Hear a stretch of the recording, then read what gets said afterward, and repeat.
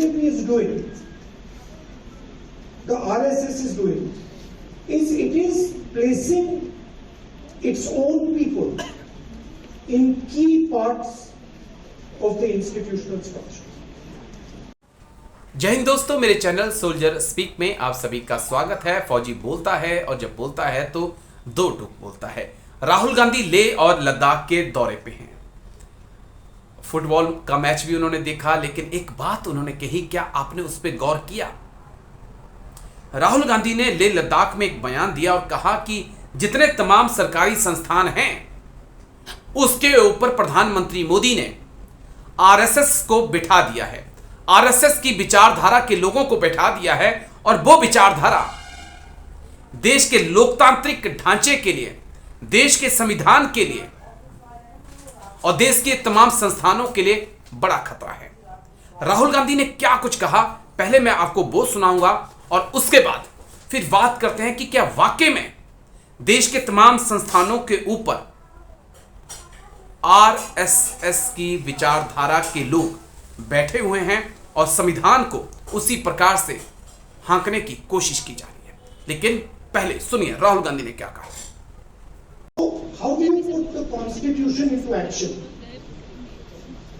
The way you put the constitution into action is by setting up institutions that support the vision of the constitution. The Lok Sabha, Rajya Sabha, Planning Commission, forces, all these elements. Now what is happening is very violently when you attack the constitution directly. So what the BJP is doing, the RSS is doing, is it is placing its own people in key parts of the institutional structure. तो दोस्तों, राहुल गांधी का जब मैंने ये बयान सुना तो उसके बाद मैंने अपनी रिसर्च शुरू की। फिर कुछ ऐसी जानकारियां मिली जिनमें लगा कि बात में तो दम है।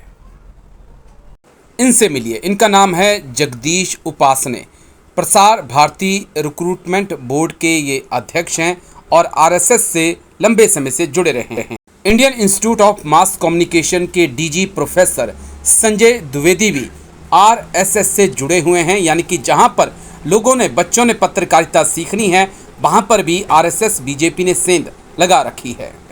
यह है doctor Sachidanand Joshi, Indira Gandhi national centre of arts से जुड़े हुए हैं और ये बीजेपी के पुराने मेंबर हैं। अब इनसे भी मिल लीजिए। ये डीआरडीओ के साइंटिस्ट हैं, प्रदीप कुरलकर इनका नाम है, आरएसएस के सदस्य हैं, टॉप साइंटिस्ट डीआरडीओ के, जो पाकिस्तान की एक महिला के जाल में फंसकर खुफिया जानकारियां देते पकड़े गए। दोस्तों, राहुल गांधी के दावों में दम तो है, क्योंकि अब जब आप सरकारी संस्थानों में बैठे लोगों की फेरिस्त को, उनके इतिहास को खंगालेंगे तो आपको कई मिल जाएंगे जिनका ताल्लुक आरएसएस से जुड़ा हुआ है।